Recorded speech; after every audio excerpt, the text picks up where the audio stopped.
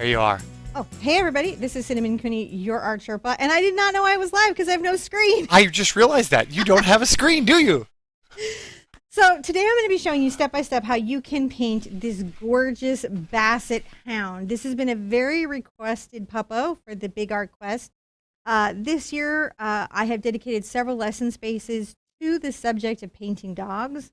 Everything dogs, furs, eyes, noses, paws, all the things you guys have been telling me about your studio companions and your pets. And so I'm going to be showing you how you can paint them for yourselves at home. This is a really fun lesson. If you check the description below, you'll see a link to our website. On the website is a traceable or transfer of the image that you can put on your canvas if you're not feeling confident about drawing yet.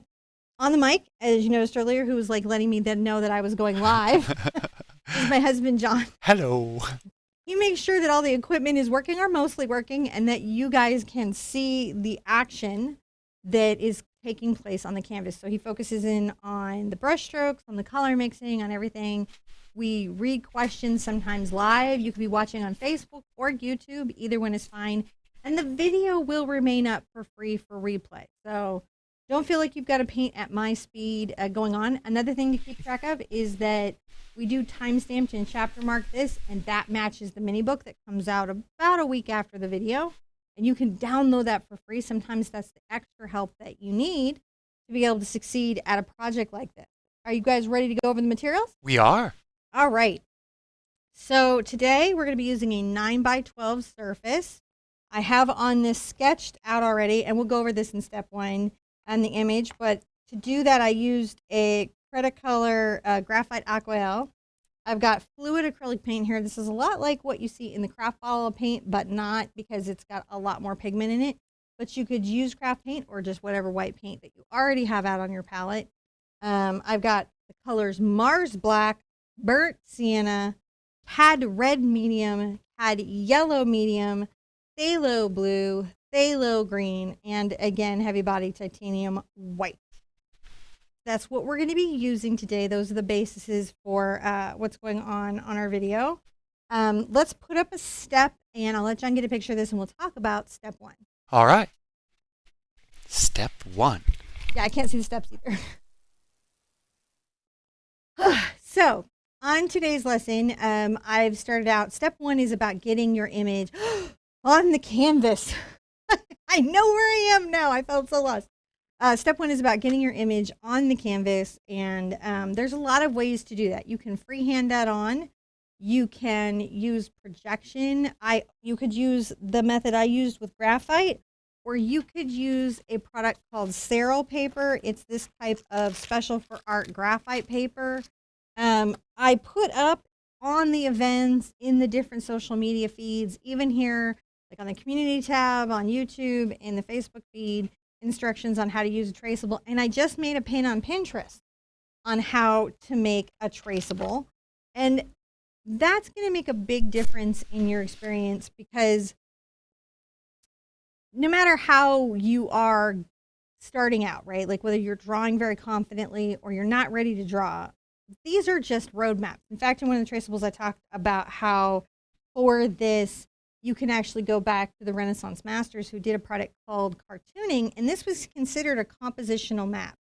And the reason in painting, this is different than drawing, and the reason in painting this is considered a compositional map is much of this gets painted away. It's just a guideline for you to start with. So, you know, however you choose to freehand or trace or whatever, get it on, remember that is just the beginning, it isn't the painting. Definitely take advantage of those resources on how to do it, including the video on how to trace or transfer onto the canvas. Mm-hmm. You'll see that he has a nice message that says, love you, and I am ready for step two. Are you? Mm-hmm. We're going right on to step two. Man, right, that was just Step one is they get the image, they trace it on the canvas, they freehand it on the canvas, they project it using an app and trace over that. However you get your dog on the canvas is perfectly okay. The step two is about setting a little bit of a background. Now, initially in this, we had a white background. And the great thing about using references that have a white background is it gives you a lot of creative leeway to choose something different for your particular painting. You can really go crazy with the background.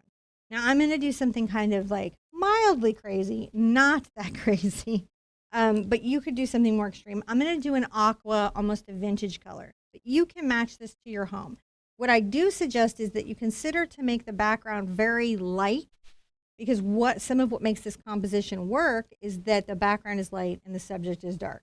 So whatever you put in the background, try to keep it light and not overwhelming and overpowering. I'm going to start with my fluid white paint, and I'm going to just be like one of those piano channels, and I'm going to just pour some out on my surface. I kind of know how much I'm going to need. You could brush it on your surface. It's not important that you pour it. It's just a place to start. I'm just getting some paint out there, and I'm going to brush this on. I like to use fluid paint sometimes because then I don't have to add a lot of moisture back in for a particular type of blend. Mm-hmm. So it can be a really lovely thing to do. And you will notice that this titanium white is a brighter white than the canvas's white, which is why I still go ahead and choose to paint it. Even if I was going to keep it bright white for that pop art look, I would still choose to paint this with titanium white. And that would be why. Hopefully, you can really see that, right? Mm-hmm.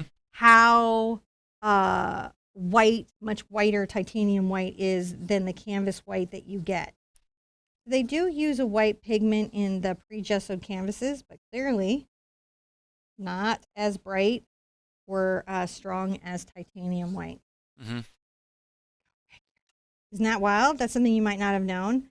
This titanium white, the pigment in this is the same as the pigment in that. They're not different. It's just the body of the paint that's different. This particular body is a little more fluid and apt to flow like craft paint.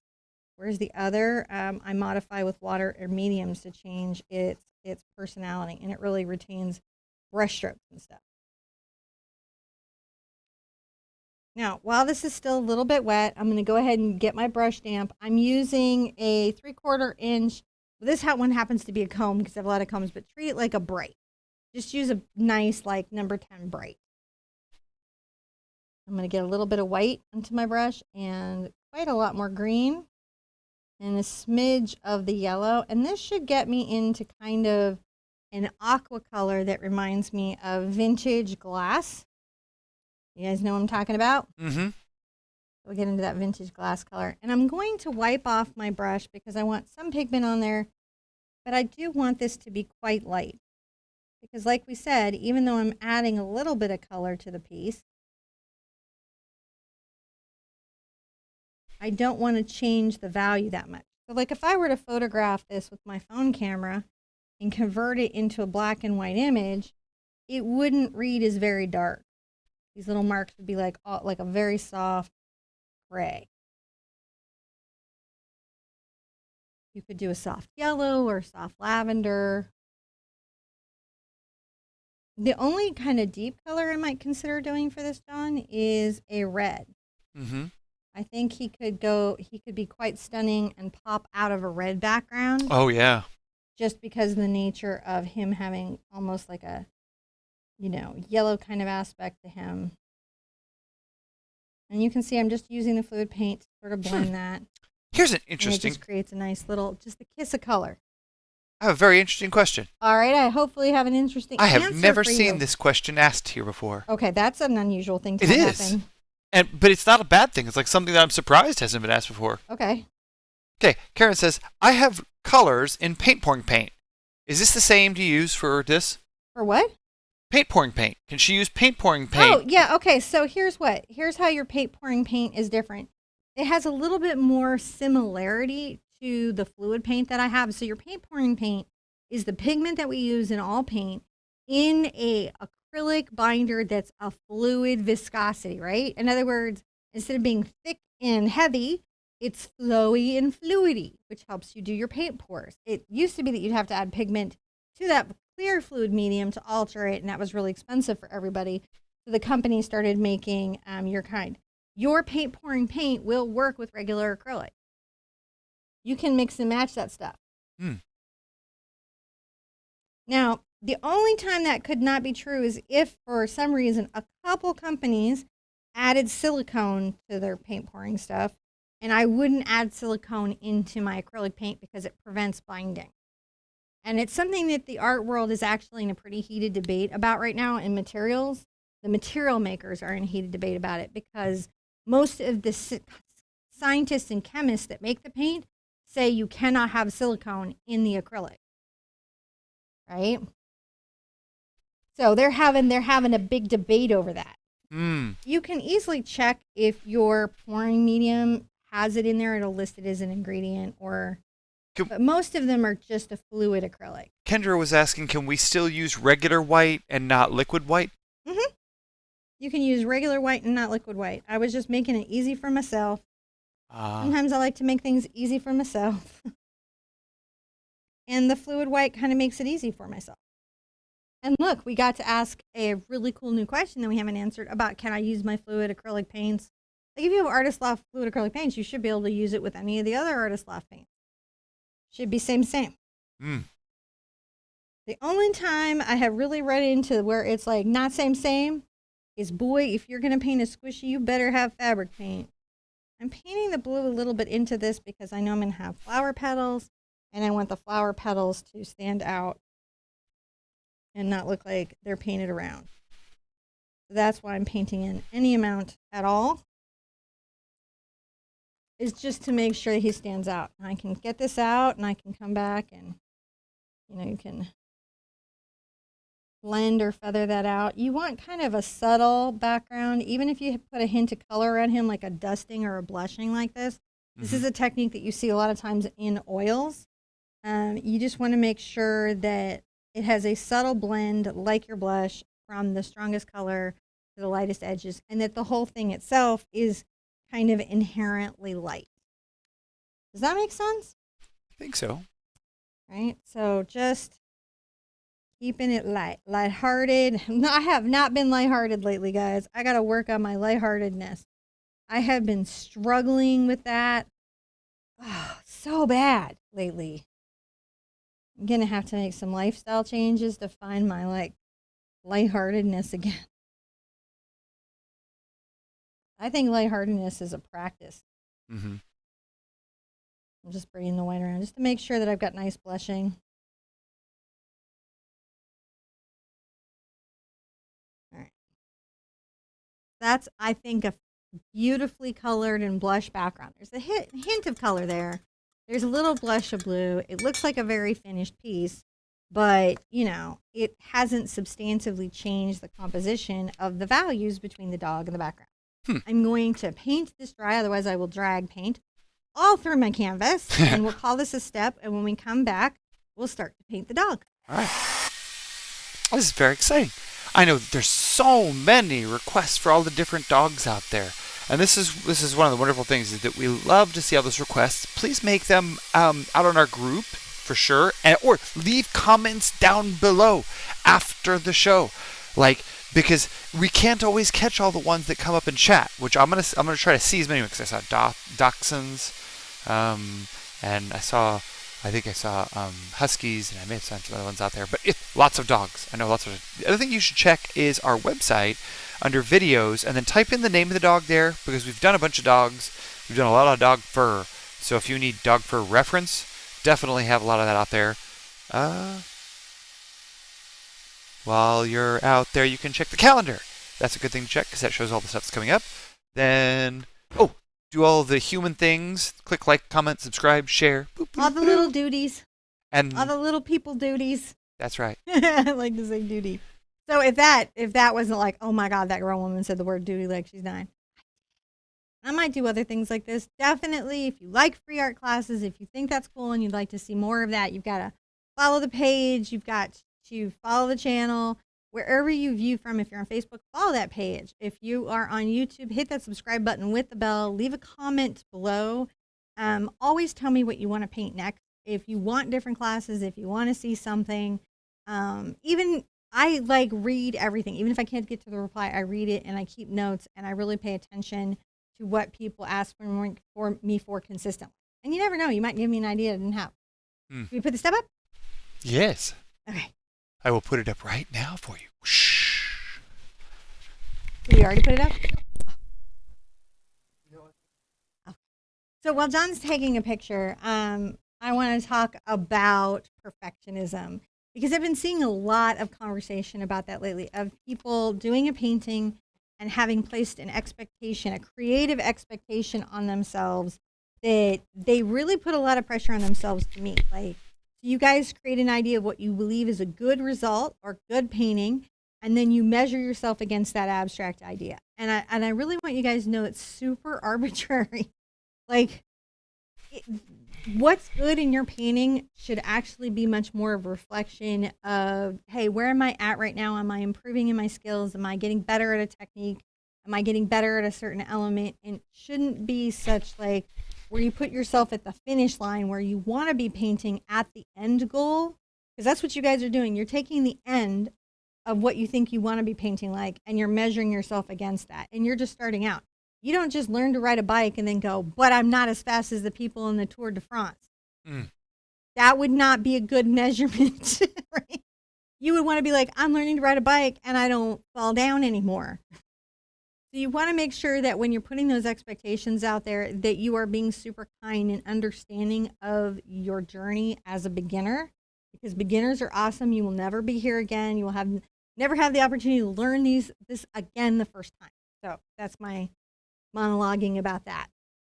I am going to come in and we're going to paint on the center eye and nose first. And we've been doing that lately so you guys kind of get the warm yummy out of a painting before we get going, if that makes sense. Because it's like real easy to get caught up in everything you've got going on. I'm going to take my number 4 round. This is number 4 round. And I'm going to mix black and burnt sienna together and make a brown black. It's still black, but it's a brown black. And I'm going to come along the edge of this eye. And I definitely want to blend that out. So I'm going to pull that color out a bit, because I need to blend this into his little fur everywhere, don't I? Come here and kind of pull that up as well.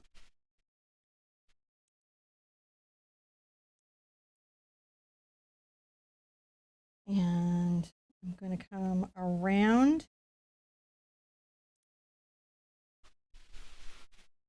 his little pupil.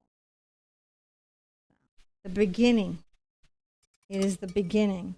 Trick that I can do for later to make things easier for me later is if I take a blending medium like this. This is Gloss Glazing Liquid by Golden. No one else's gloss glazing liquid is the same product. They can name them the same things and have them be different products entirely. Slow drying extender for acrylics. What that means is it slows the drying time down so you can blend it, and it extends them so you can glaze. Most glazing mediums do not slow down the drying time. In fact, they speed it up quite a lot. So you want to make sure that it's the golden artist colors that you get, or you get something that is designed for blending. Right, because that's what this is. I'm going to take a little bit of this and come here and just make sure that the drop off around my eye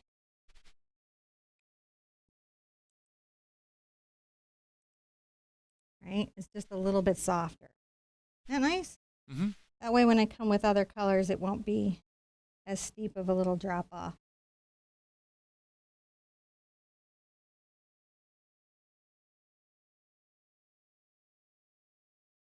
Just the beginning of something. Because he's got to have big, beautiful brown sad eyes. Now, on the whites of the eyes, I'm going to do an interesting thing. I'm going to take a little of this brown and black, add some more brown, and a good little punch of quinacridone.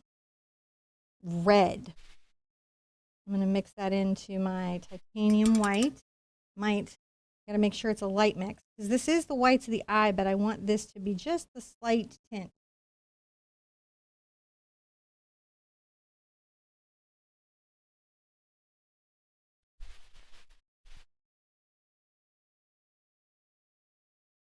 All right, I'm going there. Just a slight reddish tint. Use that. Maybe a little bit, dusting at the corner. Blush it. You gotta blush those big sad dog eyes. The interior of the eye is again brown and black. And then there's this sort of inner lid. And I'm going to use my cad red and brown to kind of capture that. This is sort of that inner lid of his sad, sad dog eyes. Sad, sad dog eyes. Oh.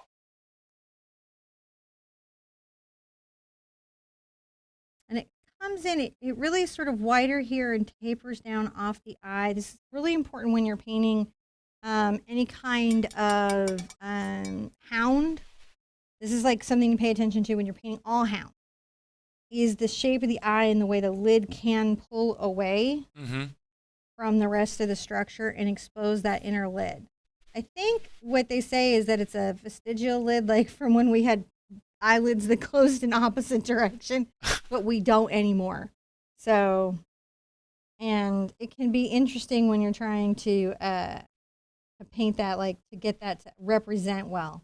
I'm gonna mix some orange. I always like to do my browns with my oranges just to give them some luminosity.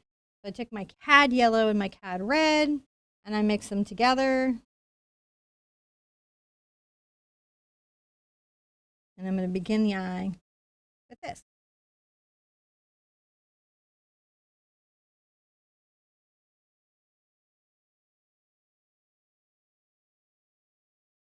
Now we're just kind of some inside of the eye. Just a little bit more luminous, isn't it? Mm-hmm.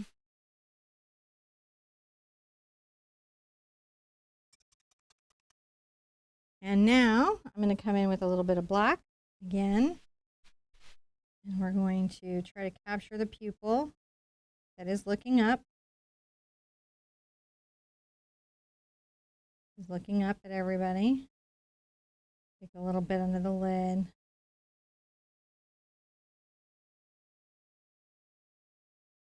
There he is, just sadly. He's just looking up, so cute. Let's take a picture of this, and we're going to let it dry, and then we'll come in and do the next layer, which pulls it all together a little more realistically. All right. Sound fun? Yeah. Step, step, step. Give me just a second here to go. Step. And then. The step. Ah, big art quest. Painting dogs. Painting dogs is always fun and always good to do. If you're an artist and you've just come in here to be like, what? Why are people watching her? I want to know, like, look at this. I want to say to you is if you're a working artist, you should always have a pet painting skill set because that'll pay the bills when things get rough. You can pay your bills off of painting good pet portraits. Mm-hmm. It is. People love it and they will get into it, and I highly recommend it as a skill set. So I'm going to just flash dry this real quick, make sure it's thoroughly dry so I can do the next coat. Okay. Flash dry. Don't forget to dry yours at home too. Make sure it's thoroughly dry because if you don't, sometimes you can get this weird lifting effect where not thoroughly dry paint will lift up from the surface. So you just make sure it's all the way dry. It's nice too. It can help. I'm going to take a little bit of my red, and this is a #1 Art Sherpa brush. These are little detail brushes designed for acrylic paint. They're rather nice. I'm going to add a little bit of that red kind of pop there just to exaggerate that. And then I'm going to come in a little white on there. A little bit on the lid. We're just playing with some things right now. And I'm trying to improve them, blend some brown in. We're just creating a sense of the details a little more. Little color adjustments, little bits of moments of things. I'm going to get my fluid paint onto my brush, and that does help improve the flow. And it also slows the drying time down a little bit. So I have a minute longer to brush it out without thinning it.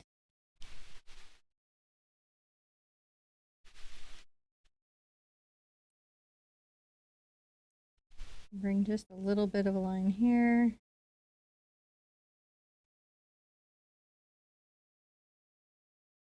Just exaggerating those little moments, you know. I'm going to get some of my white color going again. Now, If you were painting an eye and the eye came out really funky, could you just paint it out white and try again? You can paint it out white and try again as many times as you need to. I'm just asking for a friend of mine. Now, I've had to do that several times in my art life. I think sometimes we have to, we start to paint a thing and things go maybe awry in a different way than we expected, and we have to repaint, and that is okay. I am, again, exaggerating that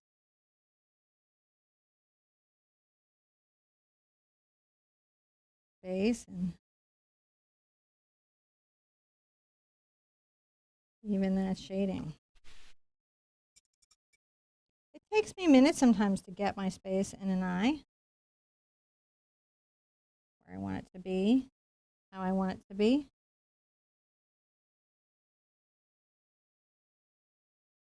But you just kind of go with the flow. I'm adding a little blush of pink to the back of the eye. And the more you do it, the more you paint these structures, the easier it'll be. Taking a little bit of, you can see with the detail brush, the glazy medium is a real friend to me.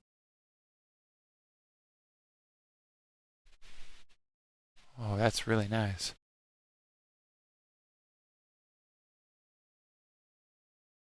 Adding a little bit of a dark brown, and then I can come in with brown and black around to the eye.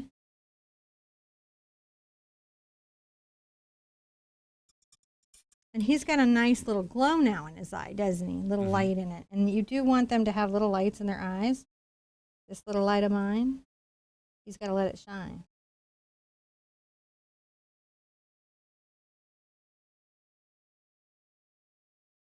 Come back with a little bit of the orange.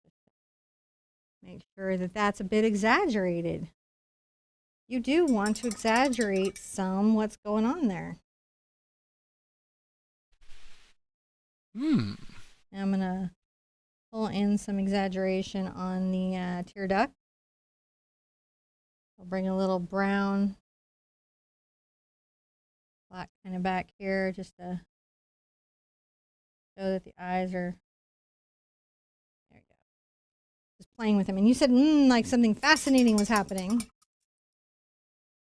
which is always interesting. Now I'm going to take a little bit of my fluid white and come here and as lightly as I can, add some light under the lid. And here. These little highlights speak to, how his eye is a little wet. And again, the fluid paint helps me here. It is my friend.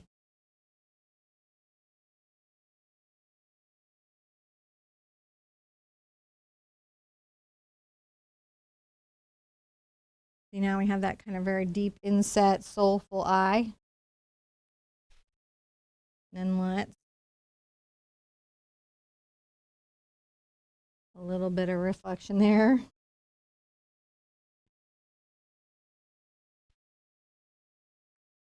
A little bit across the eye. Soulful eye. Isn't he gorgeous?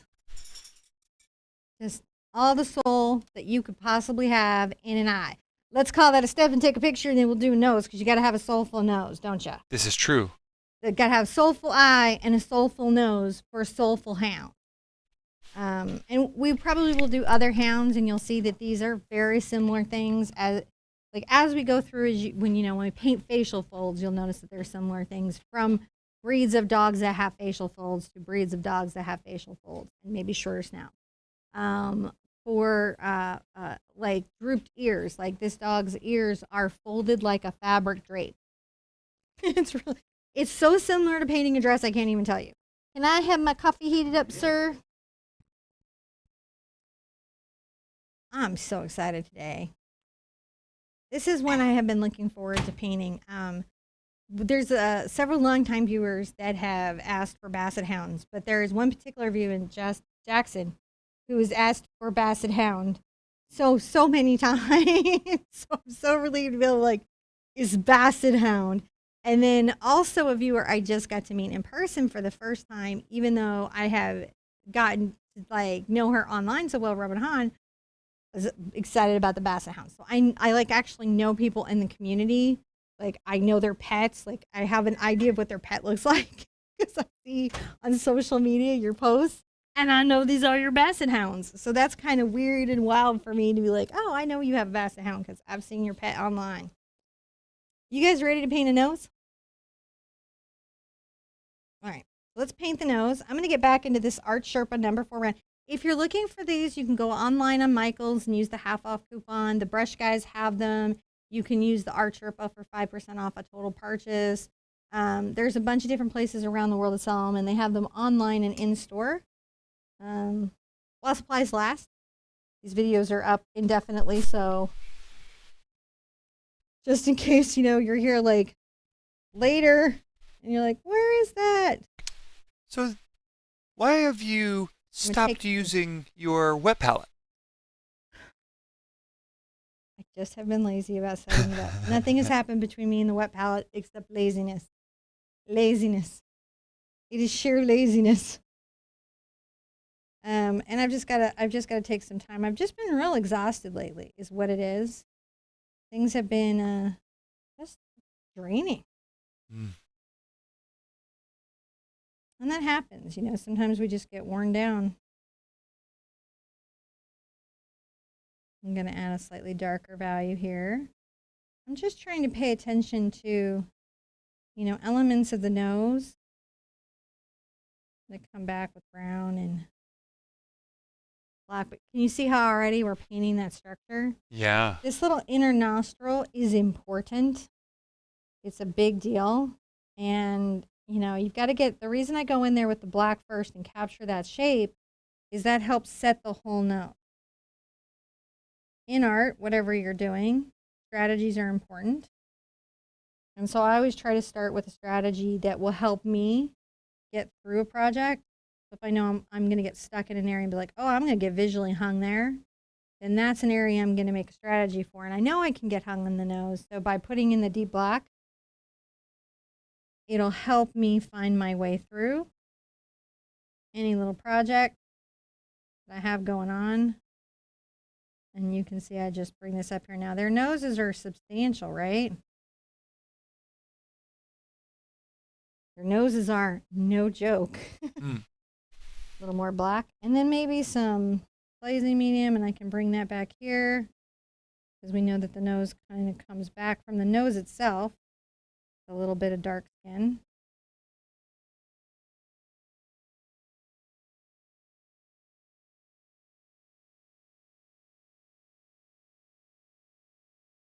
So it's important to talk about that a little bit, even if you're going to make big changes. And I can use my glazing medium to kind of start to think about that.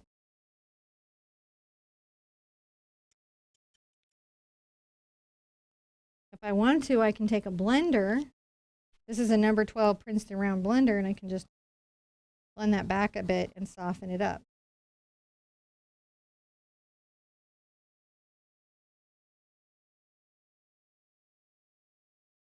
Isn't it wild how that works? Yeah. Very cool brush, number 12 round blender. You gotta love it.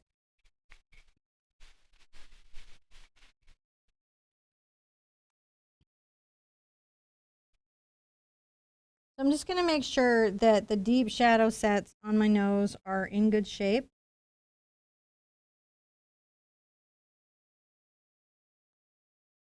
That way when I start to put highlights and the grays and the values on there, I can see that. Let's call that a step, and then we'll come back and finish those highlights and lowlights on the nose. And just to give you guys a chance to see, I've got to get this layer in to get that other layer in. I loved him at the eyes. So I know I'm going to love him all the way through. All the way through, I'm going to love him. Plus, I just needed to sip some coffee. Do you ever just need to sip some coffee? So I'm going to talk about posture and breathing on this break. Remember to pay attention to your posture. Are you hunched? Are you harming your body with your position? Are you tensing your jaw? This is a place through here. Remember to relax yourself. So let's take a second before we begin this next part and go breathe in the good. And release everything we need to let go. Breathe in the creativity. Release all the stress and worry and anxiety. Breathe in the confidence. And release the self-doubt and negative language that you've been carrying. You're okay. You're just doing art. Everything else may be very serious in your week, but this is not that. This is coloring, and coloring is always good. All right. More highlights and shadows. So I'm going to come here, and I do want to get kind of a nice outer highlight there. So I'm going to take my black, but more brown, and perhaps a little bit of white. And come to the outside edge of the nose with just a slightly lighter value.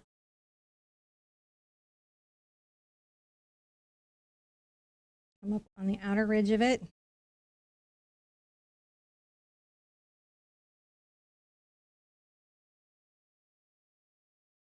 And then maybe up the front, it gets lighter.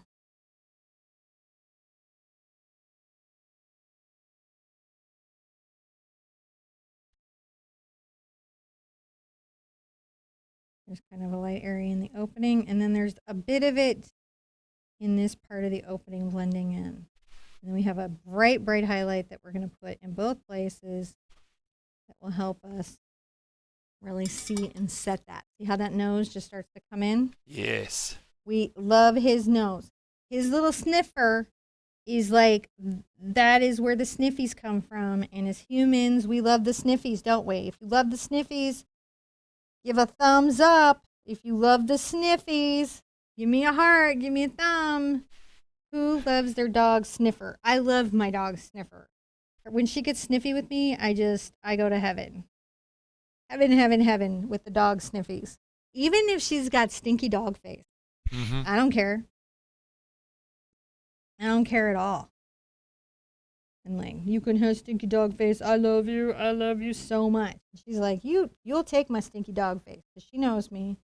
She knows I will. I'm going to keep playing with these highlights. I'm going to come on this far side of the nasal crease and kind of do a little highlight there. See how we're showing a little bit of a nasal crease? Yeah.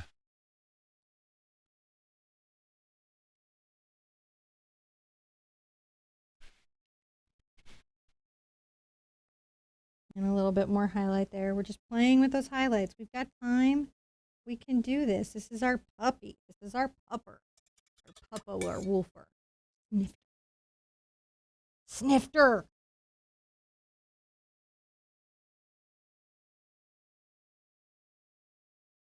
And blending some darker value in. Give that nose some seriousness.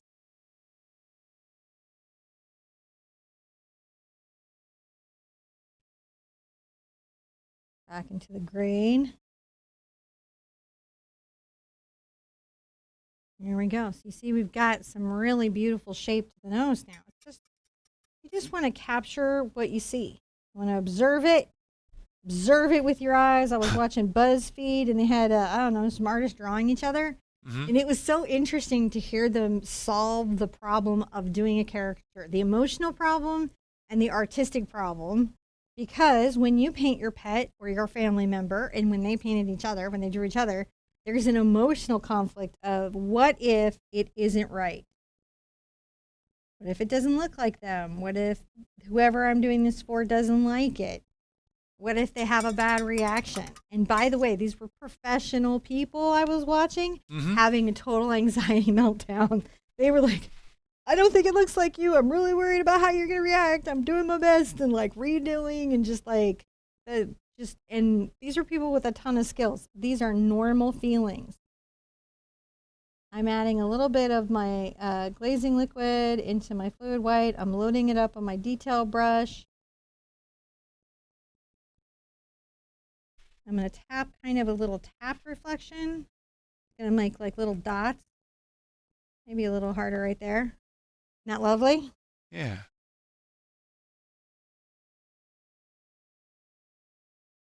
This one I will break the reflection a bit where it is there on the inside of the nose, but I break it a little so that it implies the creases. And then right here, a little bit of that there. And then on this side of the crease, I'm going to add some of these little up-down dots.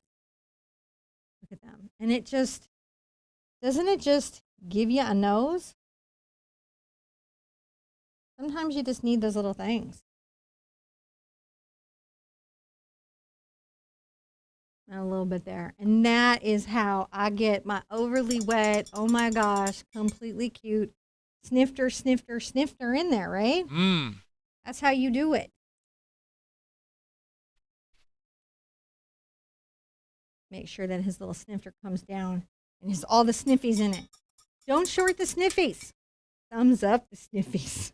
Snifter, snifter, snifter. We're ready for step, step. We're ready for step, step. So now that we've gotten the cutie cutes in, what's great about this is everything else that we're going to paint kind of is downhill from there, right? Like we're kind of like, oh, this is going to be okay. Things are going to be all right.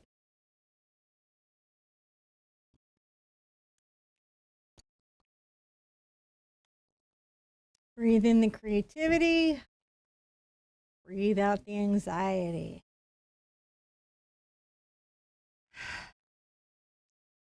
See if you can relax the muscle that you feel tense in your body somewhere. See if you can just let something go. Let it be chill. Because sometimes it just needs to be chill. Sometimes it just needs to be a little bit chiller, right? You gotta let the day calm down some. I know I do. Just want to let the day calm down some. I'm going to start to paint in Mr. Wolfter Pants. I'm going to go ahead and use my number 12 because it's out.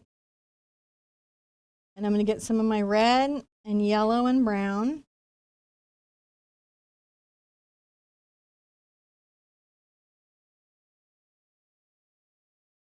And I'll go ahead and just start to put in some of this color.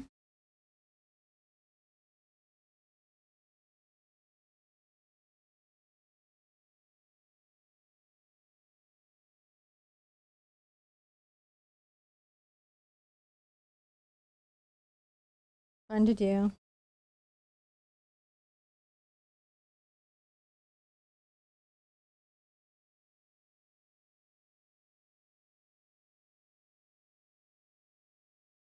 Just bring that nice rust down.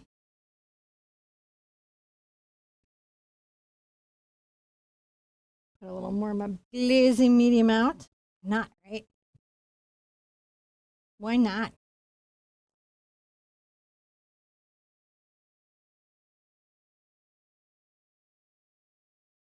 Doesn't really matter. The brush, guys. I know sometimes it feels like it really matters, the brush. This is a home blender, but we can paint with it. What matters is your confidence in what you're doing. You know, add a little more brown to my mix and come over here.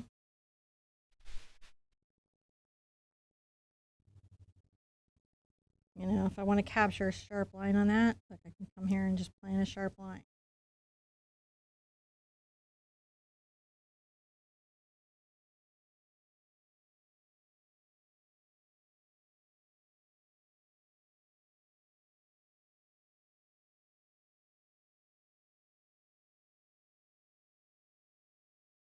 See how we're not stressed about it? Mm-hmm. Also, it just lets you see kind of what you can get when you're trying to get something. How these things come together to create a beautiful, beautiful pet portrait. I'm going to take my yellow and my red again into that kind of wonderful orange, get some brown into it.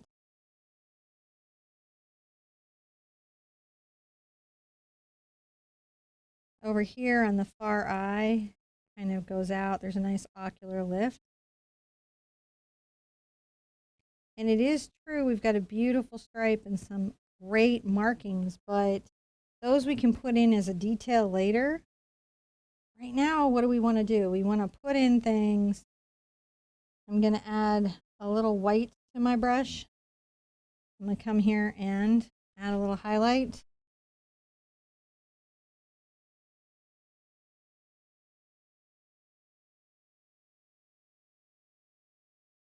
Maybe a little black in. What? I know.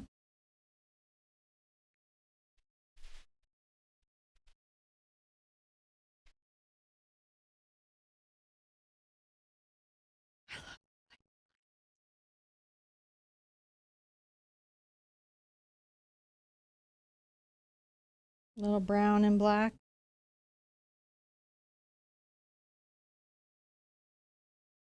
Just playing. I love this coloring on puppies. Fun coloring. Then when I want to get into the white fur, I might add just a little more of the brown into it. Uh-huh. I got my brush too thoroughly in paint, which is why I rinsed out there. It caught a bunch of paint that I did not want it to catch. So see, it is white, but it's not like pure white. We want to avoid that pure white.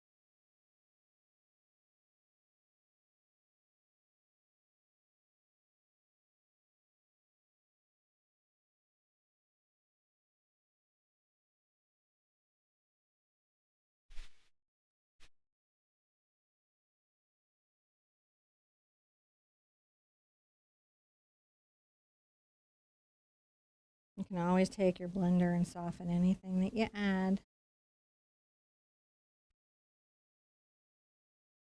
I'll lighten it.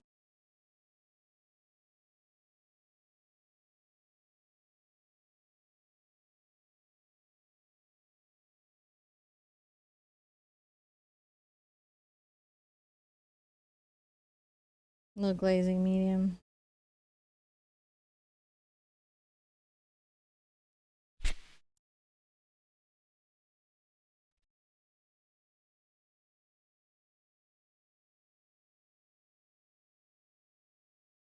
Take my round blender where I need to and blend areas in. Now I know I've got some black under the lip, don't I? Let's put in some black under this lip. And it comes around the little chin here.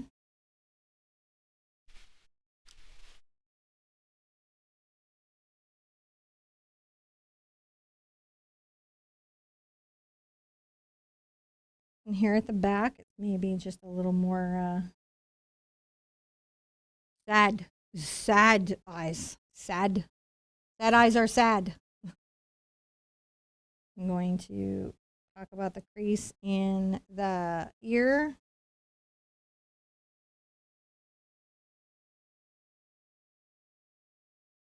And here's what's so interesting about the ears is they are like the drape of a dress. If you've been trying to deal with painting your like any folded fabric, these ears are similar challenges. So if you can master these ears, you absolutely can master that folded skirt. The black part of the body is not a blue black, it is a brown black. This is the brown black fur. And I can come here and just make sure that this back area is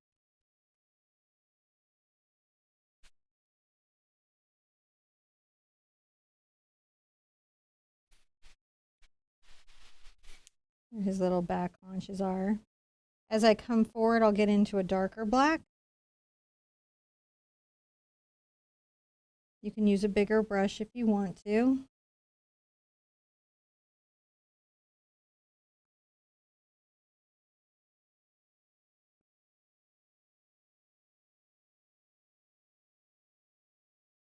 That nice tidy little spot behind the head.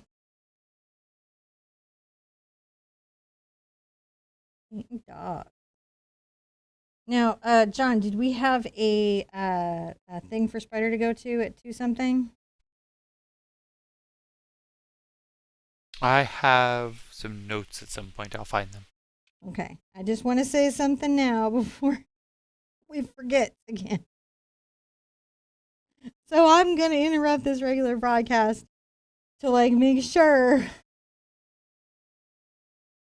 I think check Make sure that this is quite black. And the thing to be aware of on these animals too is that their whole body has a bit of a fold or flap to it, which is great. The skin is very loose and it wrinkles and folds over. And who isn't about that, right?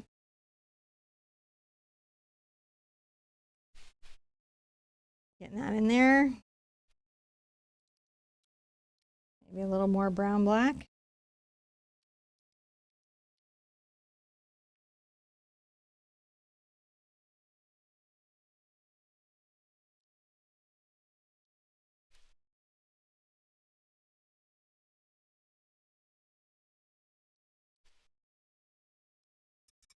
Just a little bit of far ear. I may take my blending brush into this and blend into this. A lot of the flowers will be covering it up, but I do want this to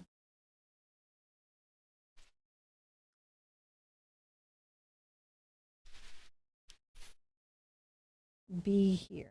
Even though we don't see a lot of it, I'm gonna get into my black.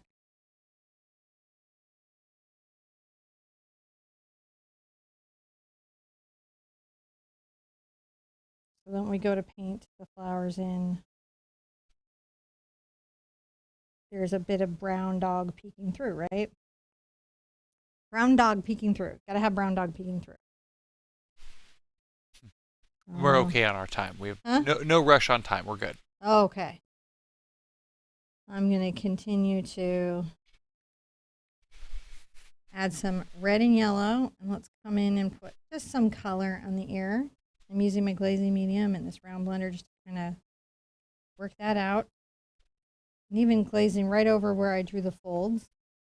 Use any brush you want. It's not important.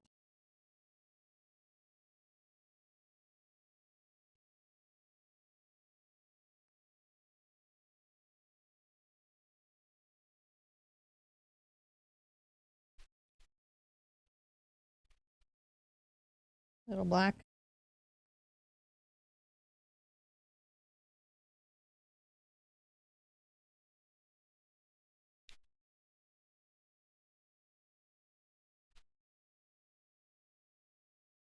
Little blend.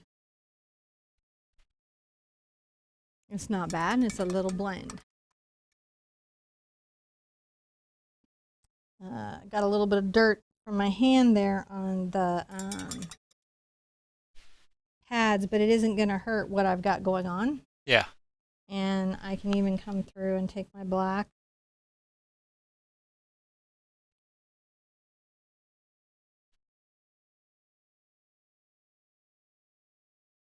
And make sure that I have those structural lines, that compositional map, still worked out regardless.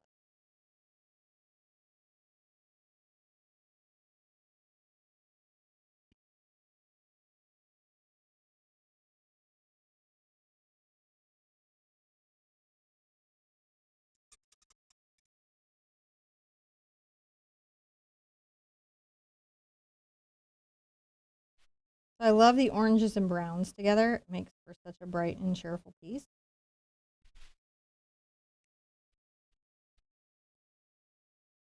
And this is a mix of the white and brown, but it's just easiest to get the brown in going. And then we'll come back and add some of the, and use water. Too much black. I can come back and put a little shadow in where I know I'm going to have my nails.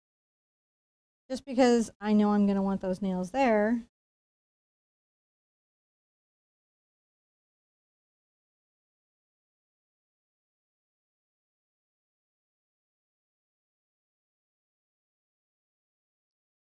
A little shade under the ear.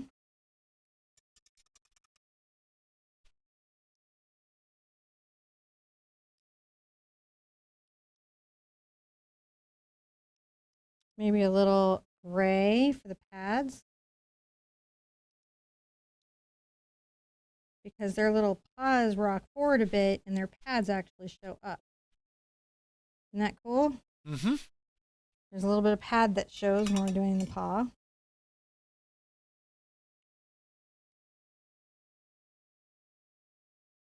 Join the pads into the nails.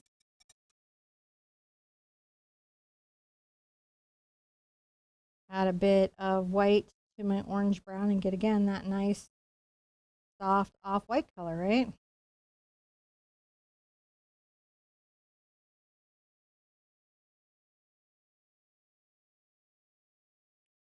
Kind of rough in the rest of this. And then we're going to call this a step because we've really blocked in the puppy.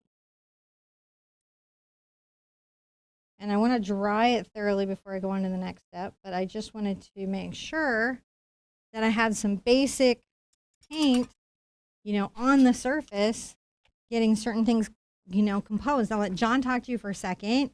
He can tell you about the meetup coming up in a week. Ooh.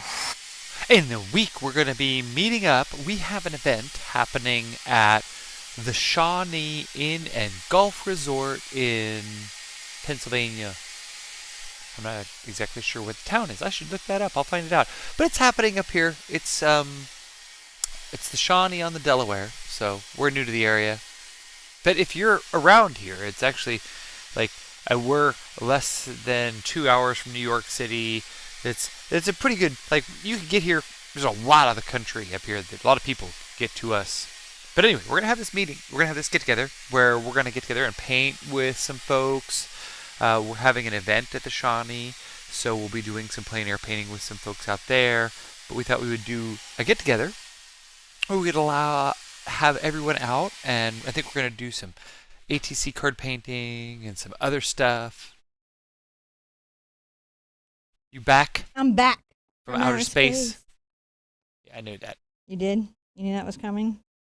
Back from outer space? There's your step. Using rubbering alcohol to get off the dried paint so I don't keep dragging it. We're going to call this a step.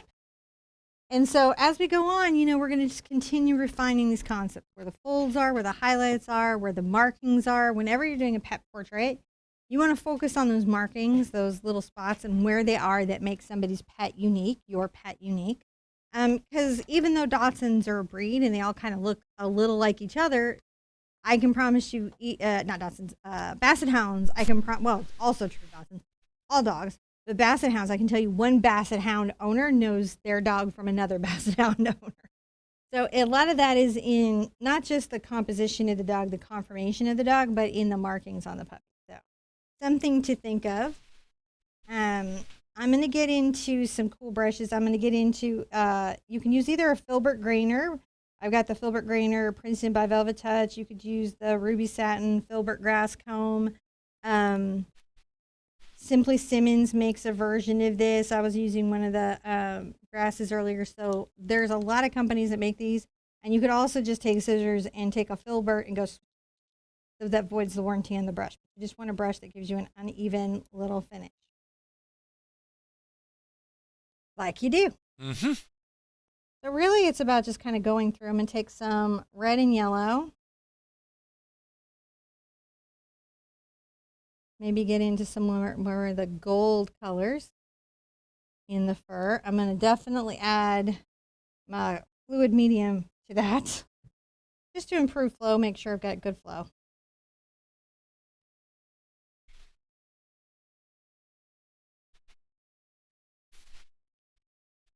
I love the color of this dog.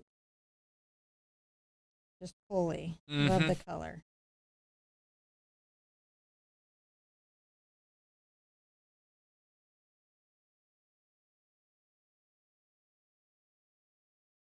Get a nice, really high gold on that. You can always add more white and yellow where I want to do a highlight.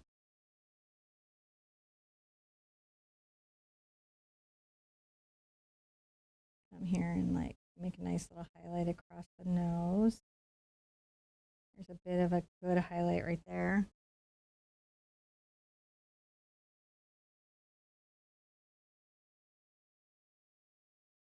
I love the little folds that happen on the face.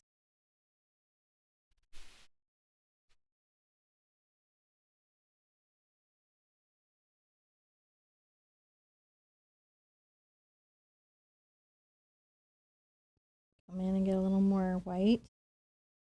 Gray here, maybe add a bit of a highlight there. I love the little pouch. A bit of a highlight on a mole.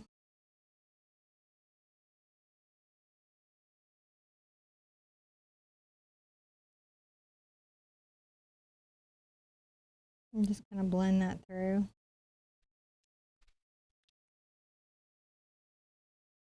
I can get more fluid on there and go into my brown more.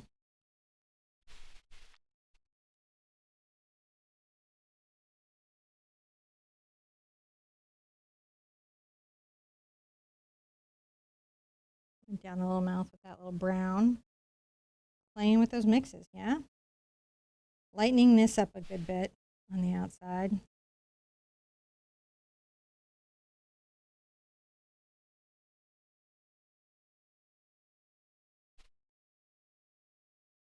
Because we do need that to be lighter.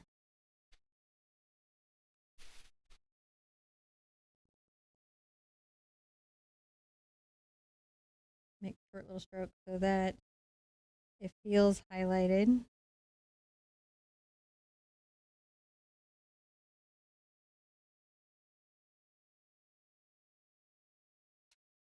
And then, you know, even here, like, I'm going to get into my black. And you can see I don't rinse my brush. Sometimes I just work through.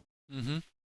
Because that's a great way to unify. I'm on the edge of my filbert here, the grainer. And so when I want little detail control, I can go on the edge. And then when I want hair, I can take it out.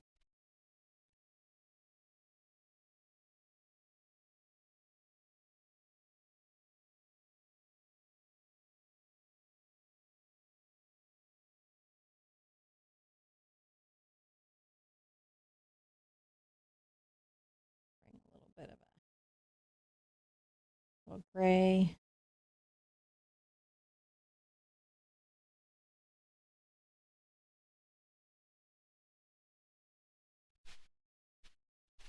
I like to rinse out every once in a while.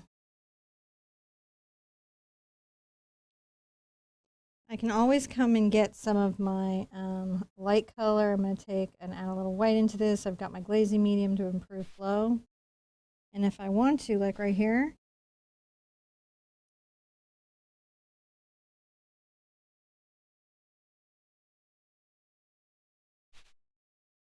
add a little bit of a highlight to that.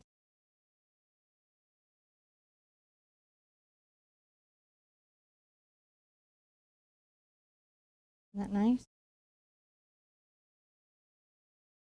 I can just switch to a detail to kind of get that sweet mouth. Sometimes you want a sweet mouth. Mm. You'll do it sometime. I'll put out some more fluid paint because I like it.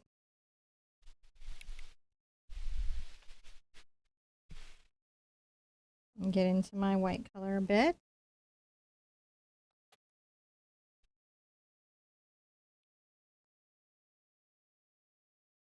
I'm going to tap in a regular little white marking pattern there to the nose.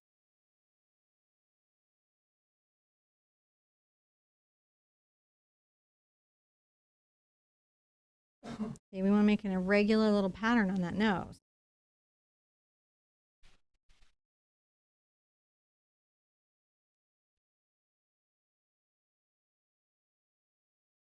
And bring in a little bit of that white top there.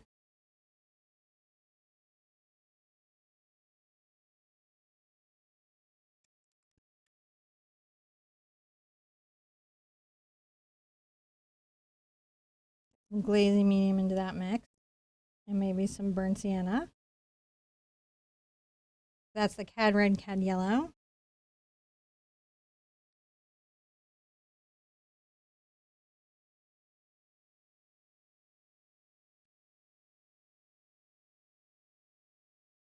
Pull in some of the darker reds.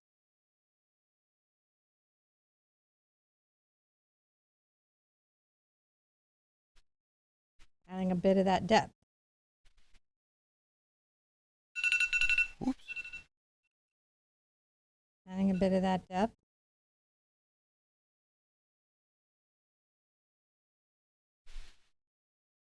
Here. Get a little darker brown.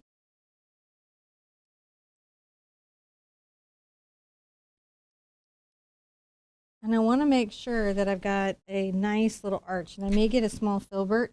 This is a number 6 filbert. It's still in the grass comb family, but I just want something with a little more detailing in it. So I can be sure and raise up that brow with the arc that I want. So I'm coming around and raising up that brow. I'm going to add some shadow like under here. Just brushing a little shadow in.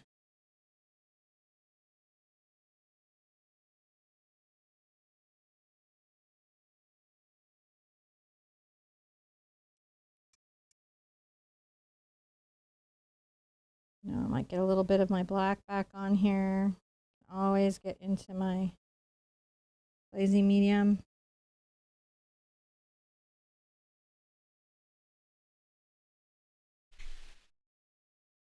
Whoops.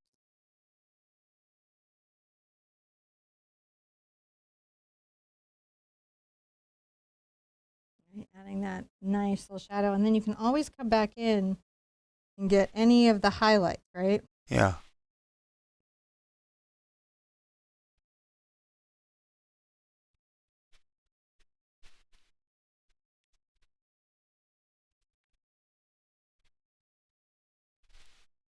I need white into it to really see it.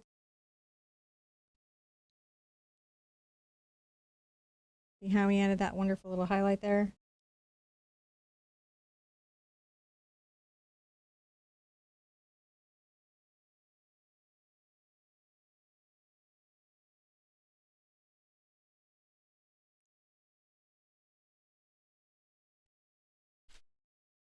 Get that nice little fold.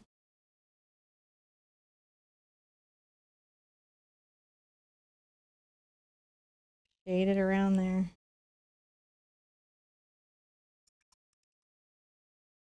Play with those values. My red and brown back together again. Add some yellow into it where I need to lighten it.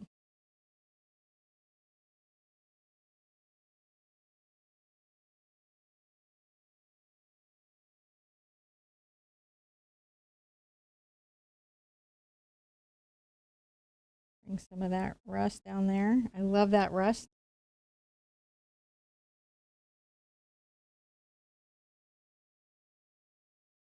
Start to shade around that really fun little area. Get my glazing medium where I need it. Brush this here, brush this here, and let just a little peek of that yellow show.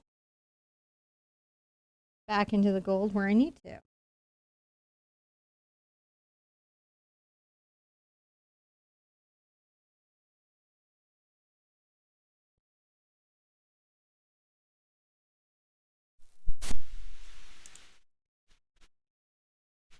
I'm around that little part of the jowl.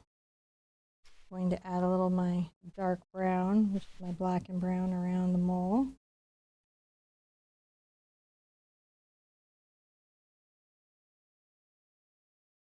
Painting a sweetie doggy. All right. I'm going to call this a step just because it's been a long run. Yeah. Right? And so every once in a while we want to break, we want to check our posture, we want to check our well-being, go to the restroom if we need to, do the things we have to for self-care. Because this is, painting pet portraits. It's involved. It's involved, isn't it? And wonderful. So really these are the techniques that we go around to get the dog done in. We can put 1,000 hours into it. You can put 20 hours into it. You can put 4 or 3, it's really up to you. There's no component that you have to be beholden to.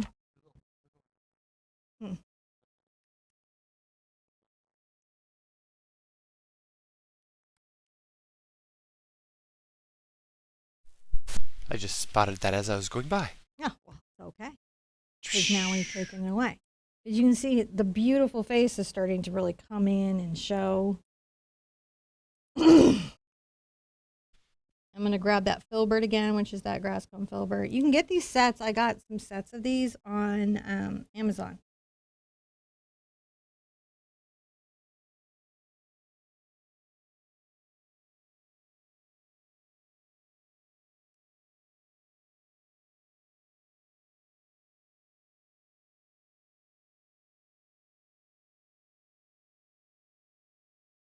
And get some of my brown hair color and just sort of come around here.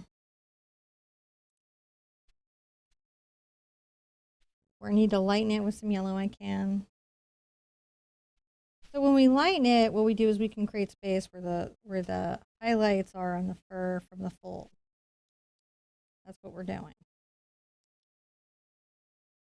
And then if we want to come in and darken it, that's how we come in with like a darker color.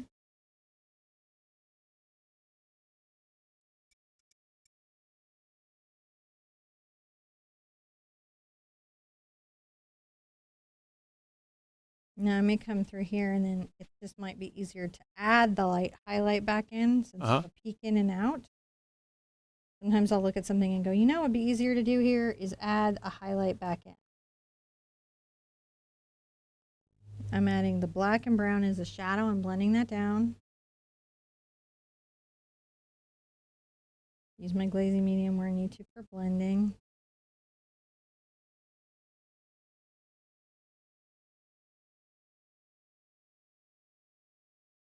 Just getting that here and there.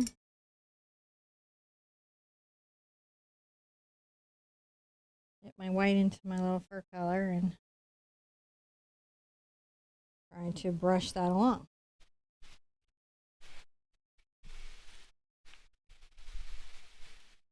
See how we've got a little of that peeking out now? Mm-hmm.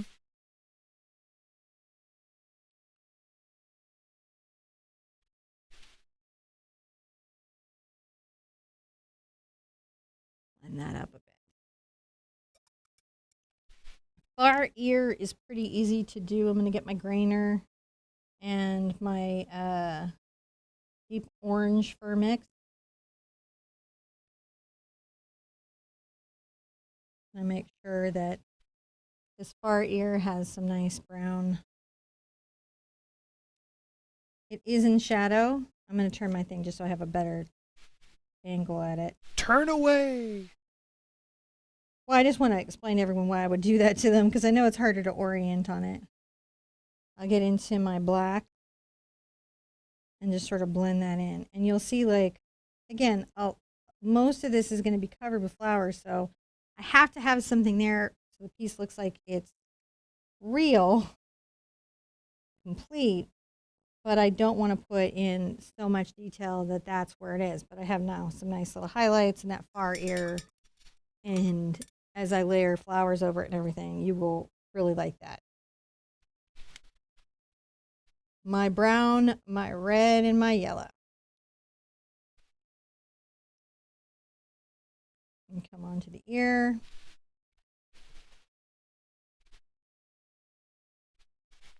Start to paint the wonderful slope. Up into the head.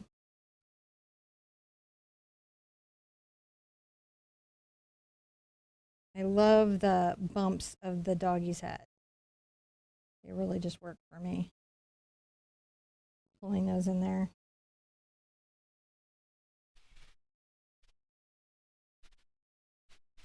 I'm going to add a little bit of yellow and white to the fur color. Sometimes I get too much paint, and that's when you see me wipe off.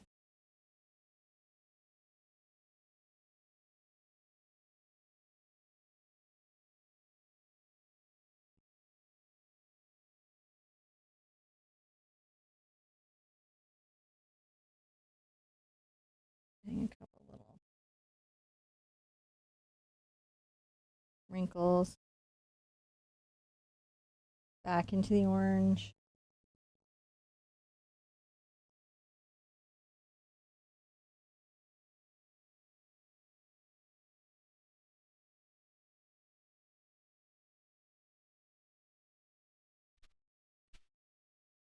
We'll have lots of dark values we got to put in, but sometimes we just have to get a depth of color into a location.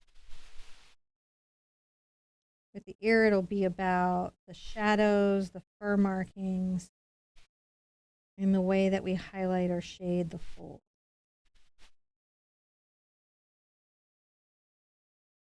Taking the mid-range brown through here, working it in. You can see the ears starting to think about maybe having some shape. I've rinsed out. I'm going to get my black and my brown again in my glazing medium so it doesn't dry out on me in 2 seconds.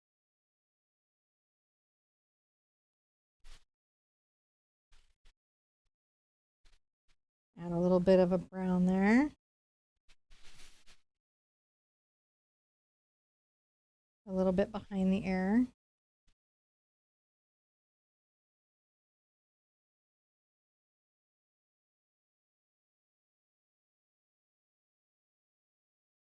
On the edge of the ear, you'll notice that there's kind of like a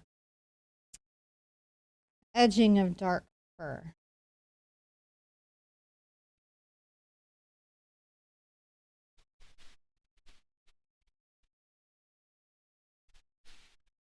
Let's start to capture that edging. Rinse out.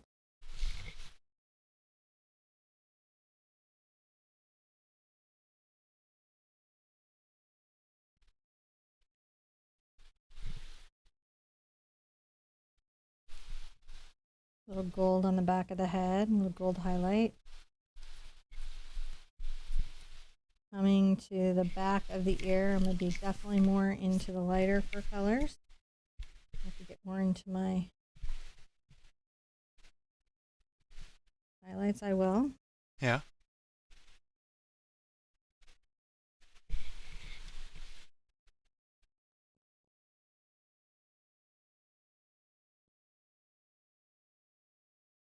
Come to the forward of the fold. See how we're pulling the roll in? I need to, I can always get into something that has a little more highlight in it. Some brown.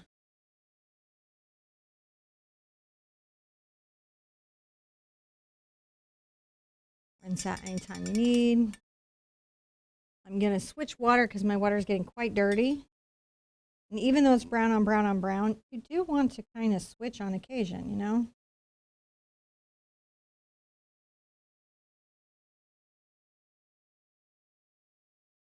Pull out some darker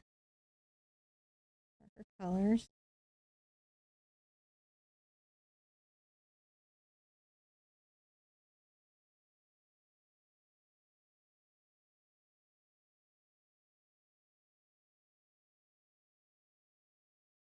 Maybe across here, you can see I'm just playing with that shading.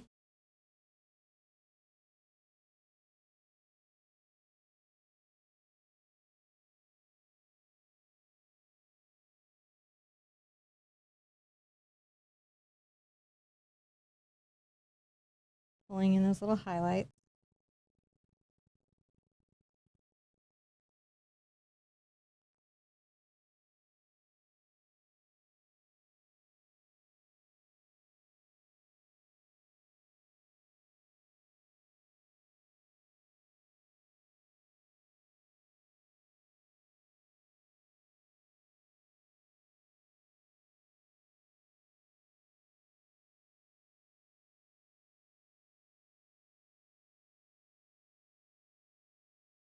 Just play with the fur.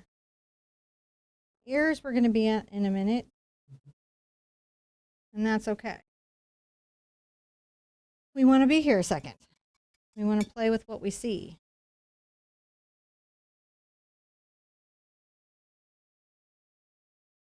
A little white and yellow happening there. But,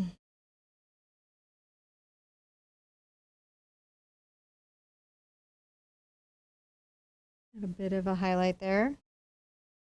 A little yellow. Little yellow.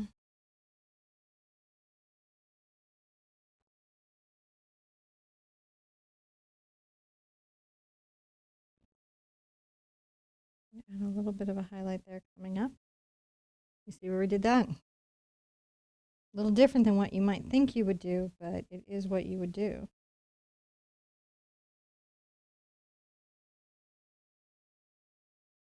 A little bit light here on the edge, pulling up.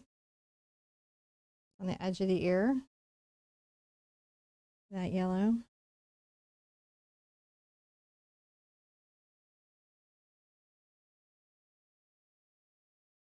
See how we're actually highlighting the outer edge of this. Isn't that unexpected?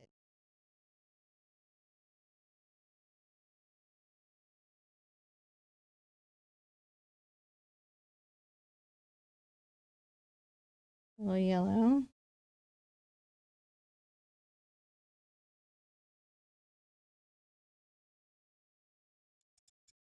I really, really love that ear.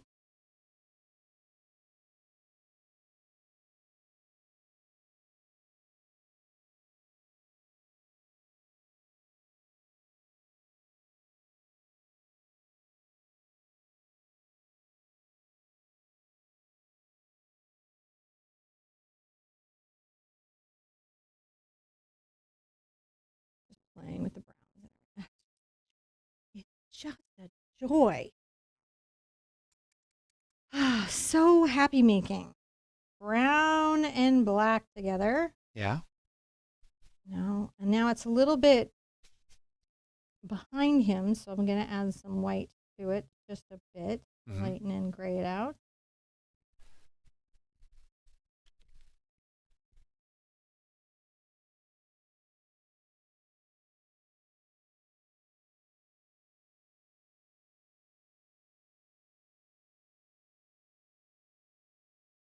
You know, and then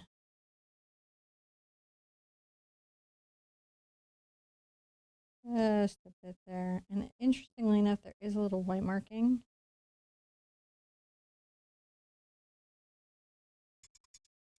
We want to make sure that we capture that, right?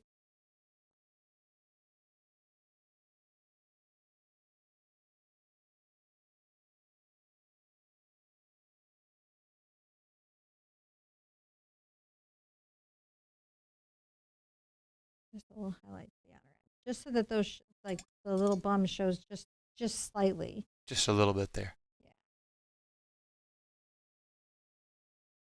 And some highlight, and then go into a much darker black.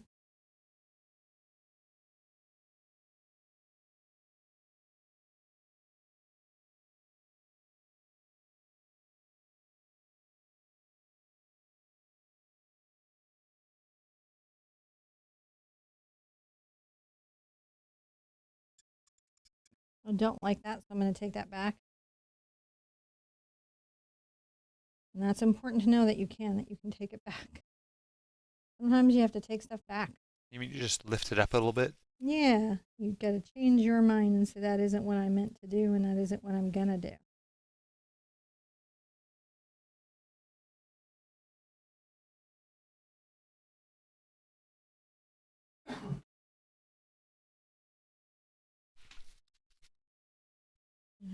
Maybe a little bit of black highlights here, and that's a little distracting, babe.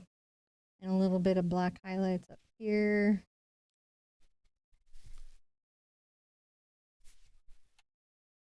There you go. Just see how, but it's very light. I see. Very, very, very light.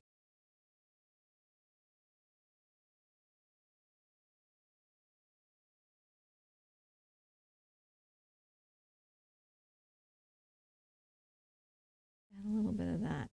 All right, I think we go from here to the paw. To be real honest. How long have we been in that step? I don't know. I've lost all track of time. I do not know. I'm going to get back into the small filbert. Let's do the paw as the last step, and then we'll get on to the flowers. You want to break this as a step? I don't know how long I was on the ear. Enough. I mean, like, we can break for a step. Let's break for a step. Yeah, it's not a big deal. It's like, because the paw can be its own step. Because it's kind of its own structure, and it's very different than the rest of the dog. So giving its own attention isn't going to hurt. Thank you so much to everyone supporting us in the show today. Thank you for taking time to watch us. We know you have choices. We know you've got stuff to do with your day.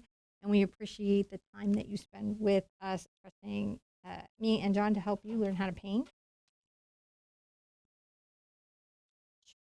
And also, paint your puppers.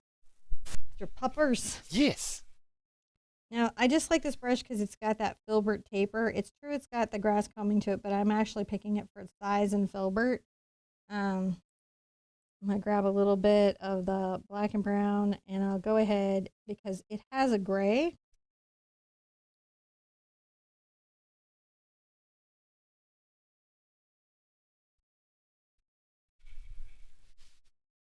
I'm going to start to paint the pads. The pads go into the nail, and I think that's an important thing to know. I'm going to come down and get a darker black.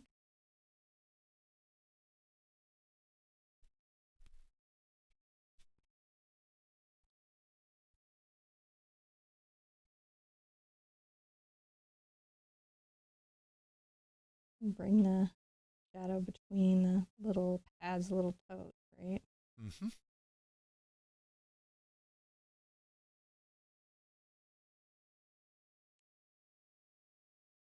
Not over padding. Hopefully not over padding. And then this is where the nail will peek out from. Mm-hmm. I want to add a lot of white. Not too much water, but a lot of white. My little gray mixture.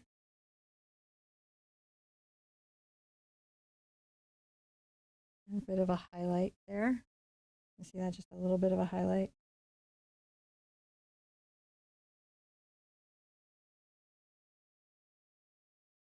Top of the pads. It's not white. It's like a gray.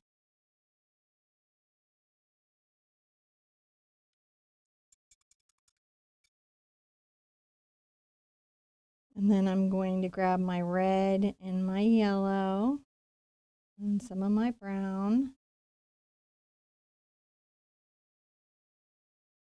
I'm going to paint around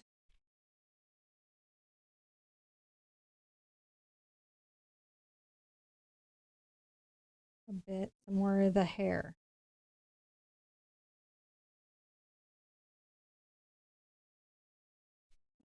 Take some of those markings back because they're a little like spotted.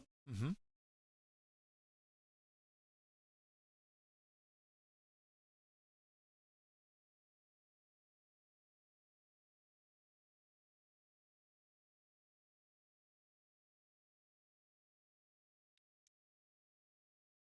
We're just bringing some of the spotting around.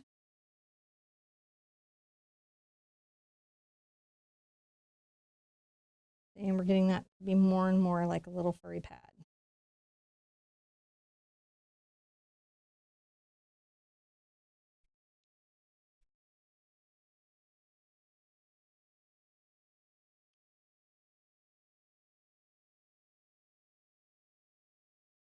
A little shading. Interestingly enough, now I'm going to take a little of my yellow, kind of orange and white. I want it to be a little biased yellow, pretty light, and that's where the nail will be.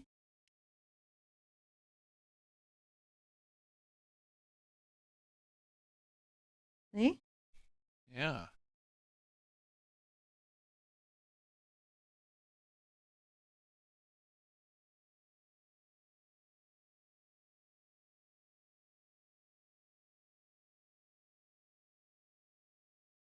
I need to put nail back. I can easily do that.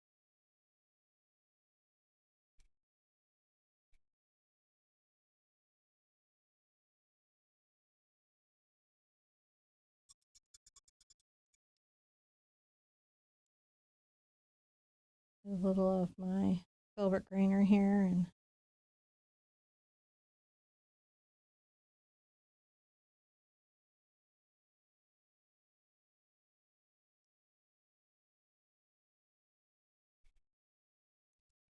it's okay that the paint is dirty. I want the paint to be dirty. Yeah. Just loading on the tip there. If you're having trouble with your grainers, it is very likely the amount of fluidity to your paint. If your paint is not flowing enough off the brush, it can't give you the individual little hairs that you might be looking for. Mm.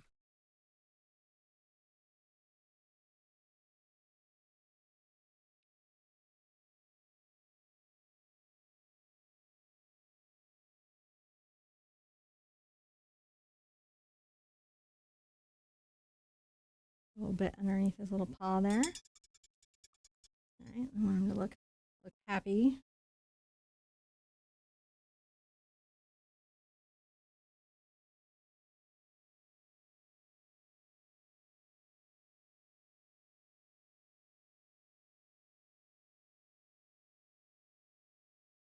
Maybe a little highlight along that little leg.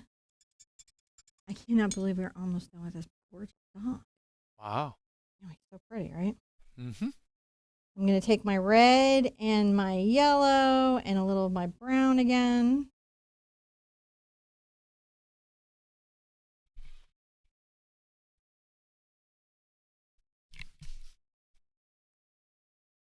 I'm going to make sure that he's got some cute little spot markings. Yep, on his little arm. Yeah, he does. He's some adorable little spotting. Mm-hmm.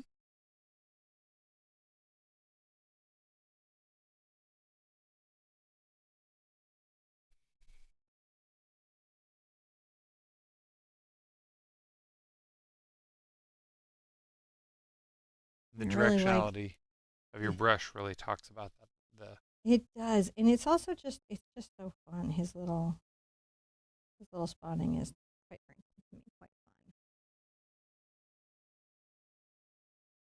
fun. I can make some of his little spotting darker because it does have, it could have a variance in its tone.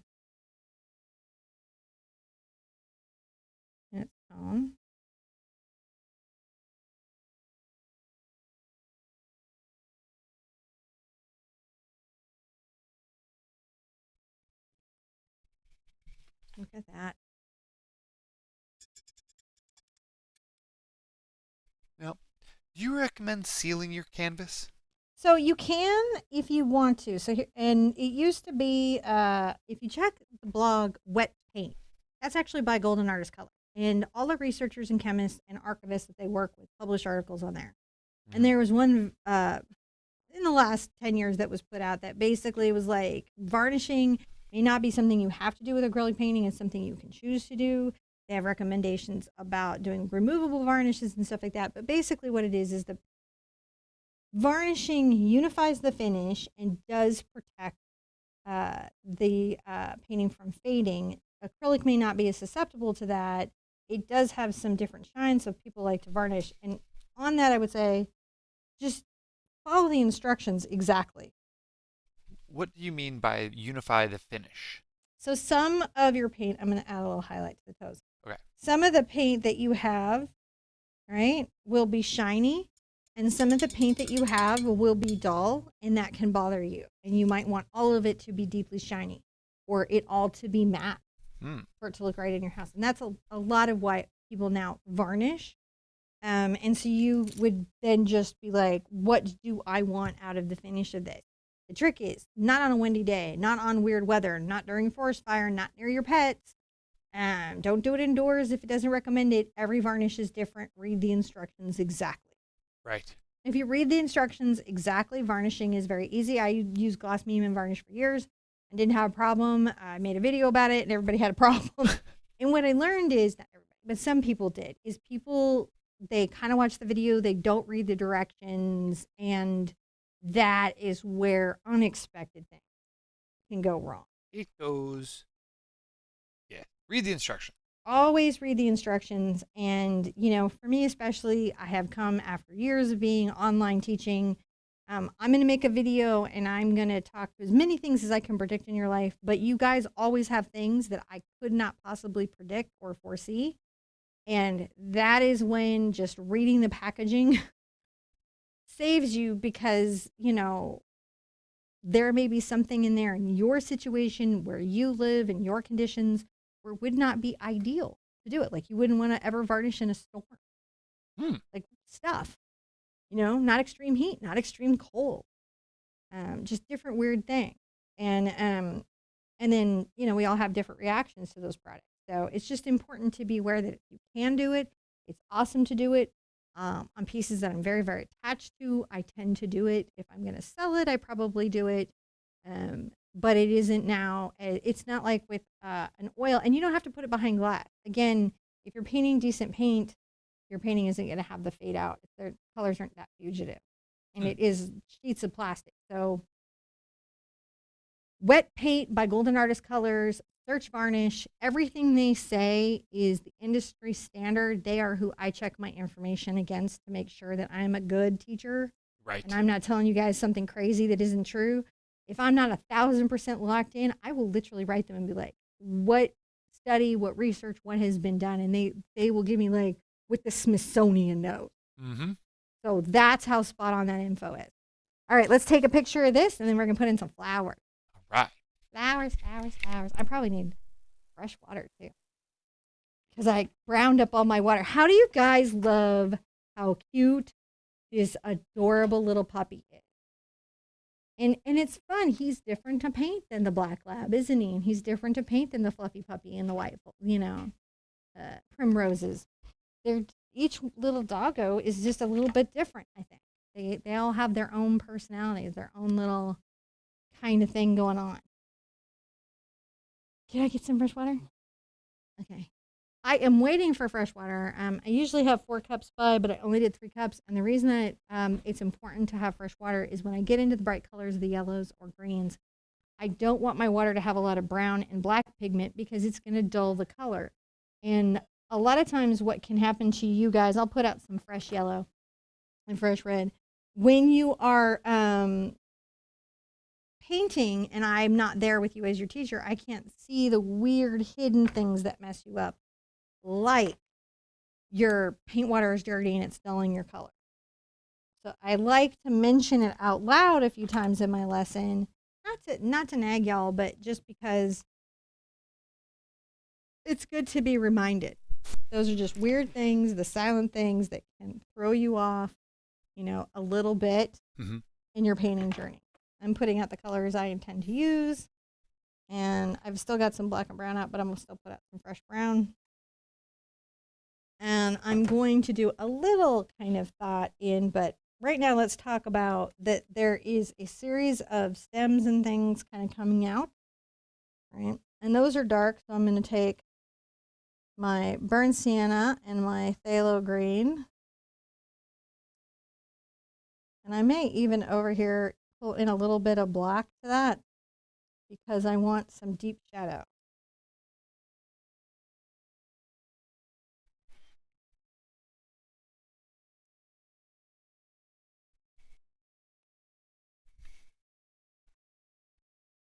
This I won't take too far to the side. But I want it far enough to the side that I can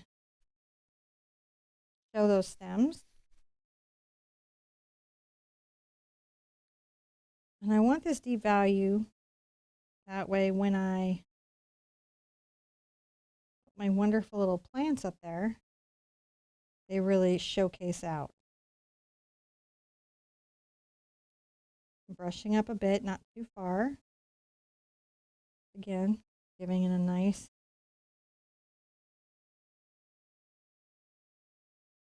now into my brown and green.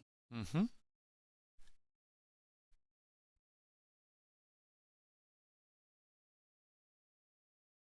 this will be so that when I put some little leaf highlights there, they'll have that really cool shadow under them, and that will be satisfying to you. While all of this is having a bit of a dry, I'm going to take my phthalo blue and phthalo green and my glazing medium and a smidge of my brown.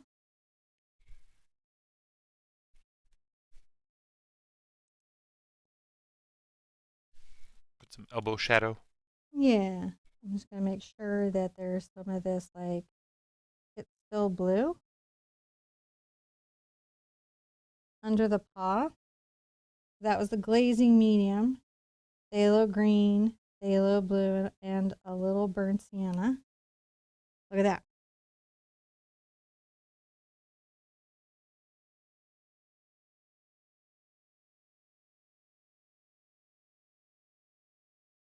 Important to add the shadows and things of stuff that's going to be focal in a painting. I'm going to take my number 8 cat's tongue, Art Sherpa cat's tongue. You could use a filbert. You could use a round. Either would be fine. I'm going to grab a little of my cad red into my cad yellow.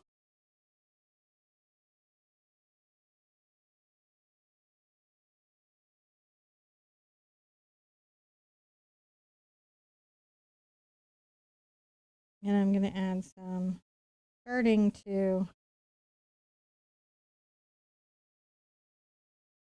think about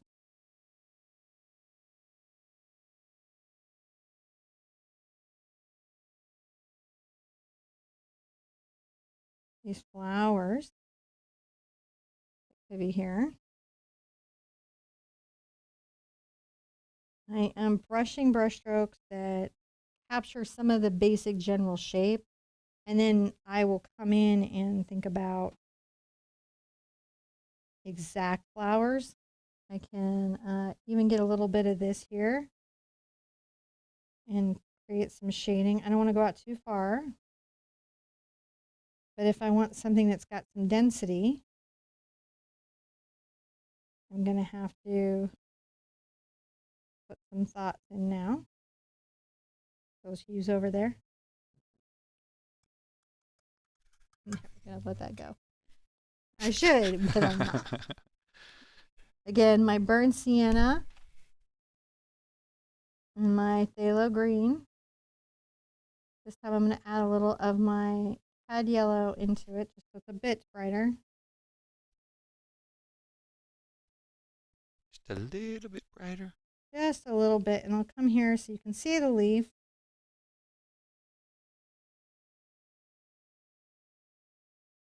But they're still pretty in shadow. Some of these I will choose to do a bright pop and highlight on, but some just won't have them.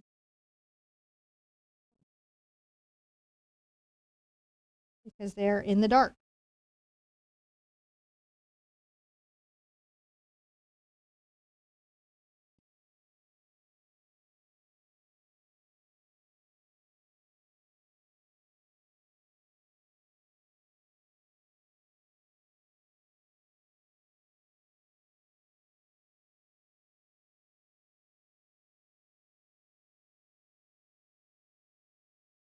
Maybe a little of the little flower ball there.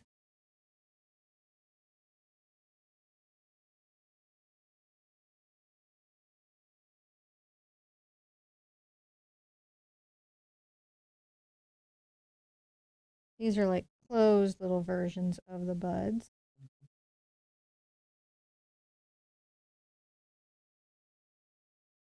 Right?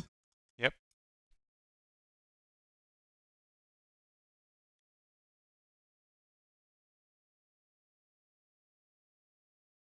Okay.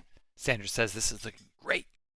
I'm very much enjoying this little weird painting. It's a cool little dude. A deep amount. I'm going to dry this. We're going to call this a step, and then we're going to go forward and continue kind of our wonderful little flowers. Okay. And don't forget to click the like, subscribe, follow, all the little buttons down below. Love seeing everybody out here. It's really great to hang out with you guys on this wonderful Thursday afternoon. You know, what else are you going to do on a Thursday except paint a little puppy? That's a good thing to do. So, and it's good to see everybody out here. Awesome art high fives to everybody hanging out. We are currently dual streaming on YouTube and Facebook. You can find all the information in the appropriate red places down below. Let's take pictures. Pictures. Steps and pictures. I like to dry this layer so that I can build up. If you're having a lot of trouble with your yellow, you can paint it white first. I wasn't too worried because I have it on a light background. The areas where I'm going to be popping the yellow, we've got yellow layers underneath. And so for the purposes of what I'm doing, it's not a concern for me. But I recognize that you at home might have a yellow that is fighting you with all of its might. And if that is happening, you're definitely going to want to paint something white again. Like if you did a dark background, you're going to want to paint it white. Now, let's begin with some thoughtful petals. I'm getting into the yellow-orange. Okay if a little green gets into it because it being gray just gives me something to build up on. I'm using my number 4 Art Sherpa round. And I'm going to just pull back some petal shape. I find with this type of flower, when I do this kind of daisy, like I know I'm going to bring everything to there. I like to play with size of stroke, right? That's a good thing to do. Size of the stroke, the directionality, because sometimes these little creatures, and I guess I think of flowers as creatures. I'm painting right over a green leaf that I painted it. I can see that. They are little creatures. I'll put it back. To me, they are. They're in a very specifically. Well, they're not in the animal kingdom. They're in the plant kingdom, but they're still creatures. I know I'm going to want to put one there. I'm just thinking about the flowers that perhaps I want to detail in a little more than others.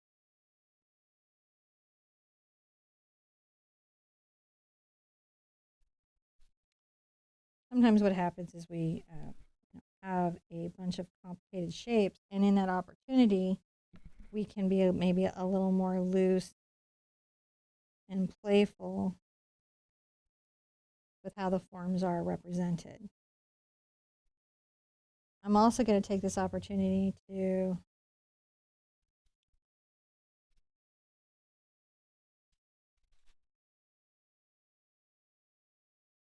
kind of put a little petal out there. And perhaps another little one, and when I put the shadows underneath them, that will balance out that composition a little. I'm going to take this sort of orange and get some green into it. An interesting thing to do. I can always get a little white if I need to.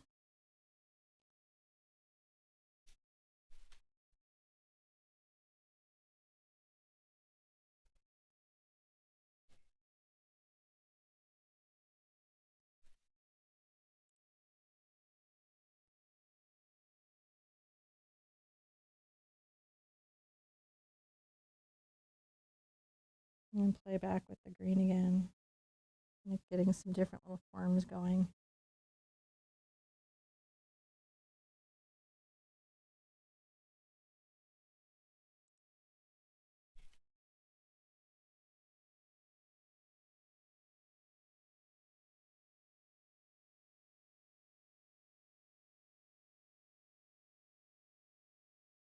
A little more yellow.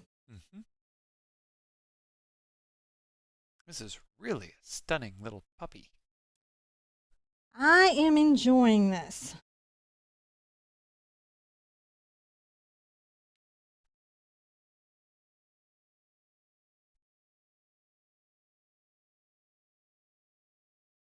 Again, I don't want to necessarily highlight every element of what's around.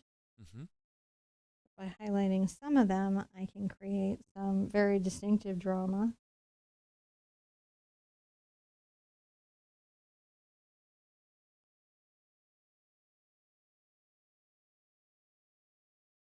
Little stripies there.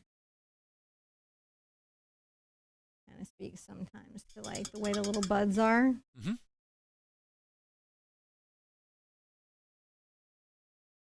Back into where my green and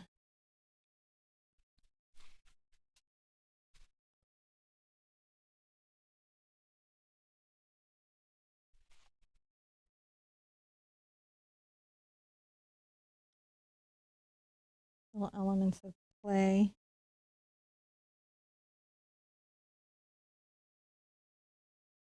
It'll be fun.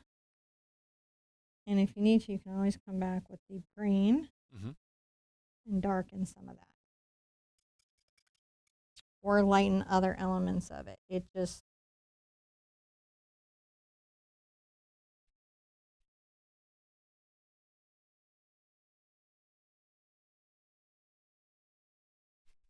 highlights on that. Now, I'm going to dry this, and then we're going to come back and do another layer of highlight.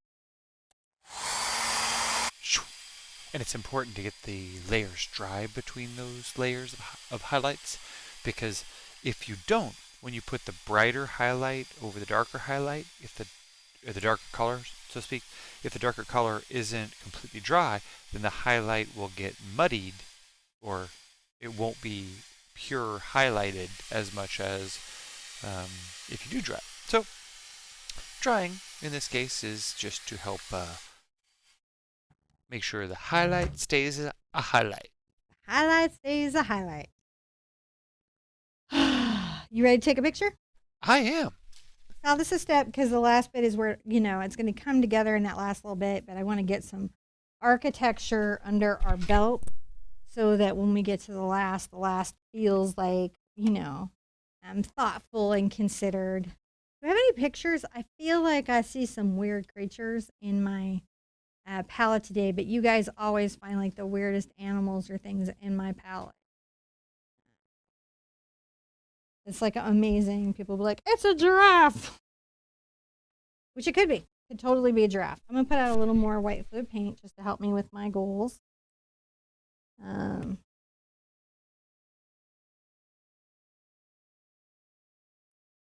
going to take some yellow and some white. And come over here and highlight some of the petals. Not completely.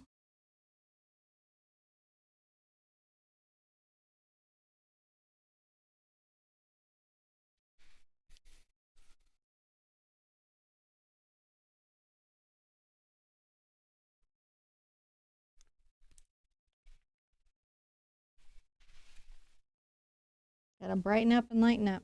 Mm-hmm.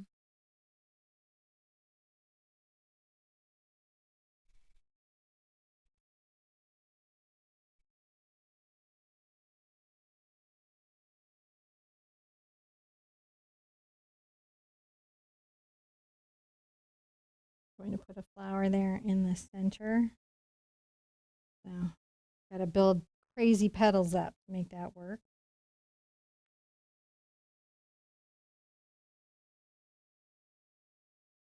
Those can bend back. Oh, I want to say thank you to May. Thank you, May. She says she loves what we do. She's learned so much from us, and from the bottom of her heart, she would like to say thank you. And the dog picture is just stunning. Thank you so much. I appreciate that. I so appreciate you guys have no idea how much I appreciate you. I try to think of classes that you guys will enjoy. That maybe something you have a lot of interest in, so that you've always got a reason to come and show up and come to art class. So it's looking really good right there. You've got some lovely flowers. Well, this is having a thing. I'm going to take, interestingly enough, I'm going to take a little black and brown.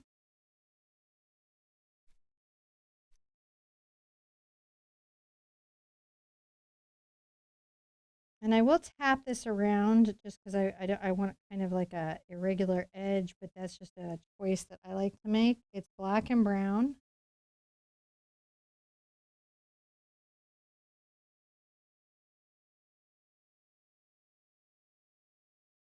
Right, just in those three spots. I'm going to rinse out thoroughly.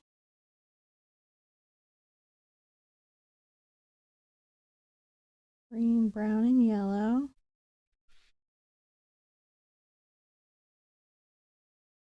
Make sure that that's nice and finished there. Have kind of a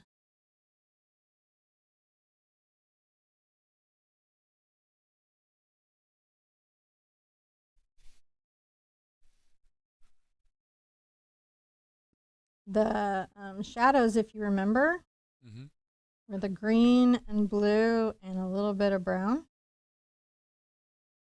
And my glazing medium.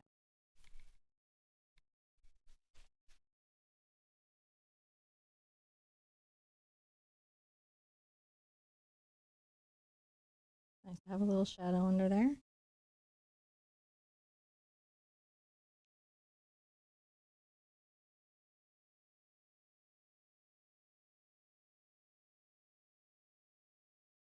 This is having a dry. And just make sure.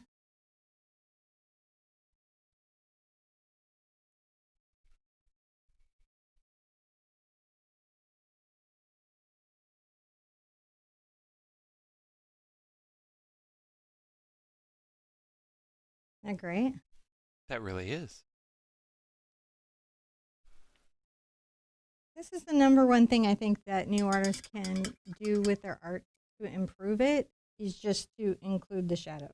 Mm-hmm. I think it's easy for us to forget to add them in. I'm getting my round brush loaded with some yellow, red, and white. Mm-hmm.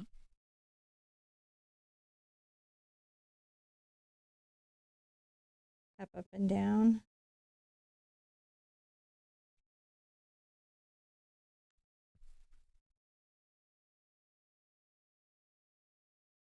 Create those centers.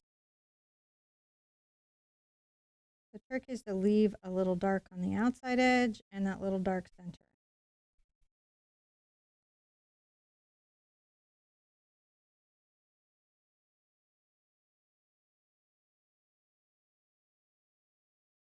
And then they look like the little dark, the little centers that they are.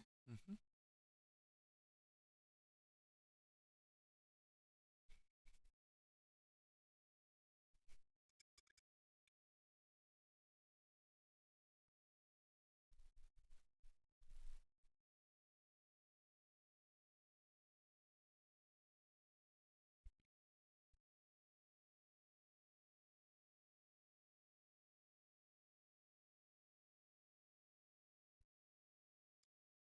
I don't like that.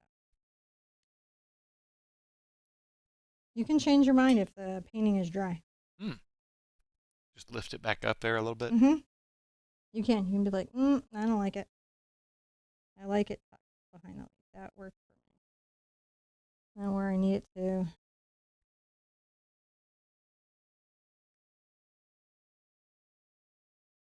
There you go. I liked it. All right. Oh. I think I'm just happy. Patty's definitely happy. Thank you, Patty. Thank you, Patty.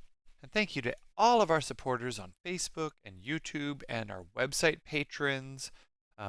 You guys really make everything we do possible. We really appreciate it. Yeah, I could not be teaching art in this way without you. You are totally key to what we get to do here. And I'm so appreciative for everybody who comes. Tomorrow, if you want to try watercolor, we are doing the most gorgeous misty morning landscape. It's going to be so pretty, so many techniques, so much to do. You guys are really going to love it. And then this Saturday, we've got the giraffe. Mm-hmm. The little starry night giraffe.